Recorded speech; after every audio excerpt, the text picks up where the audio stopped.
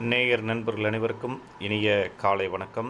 இன்றைக்கு 3/7/2024. இன்றைக்கு சுபமுகூர்த்த நாள், பிரதோஷ நாளும் கூட. இன்றைக்கி அனைத்து ராசி நேயர்களும் பிரதோஷ வழிபாடு செய்தால் அனைத்து நன்மைகளும் கிடைக்கும். இந்த நாள் உங்கள் நாள் நல்ல நாள் என்ற தலைப்பில் இன்றைக்கான பலனை நாம் இப்பொழுது பார்ப்போம். முதலில் மேசராசி. லாபங்க.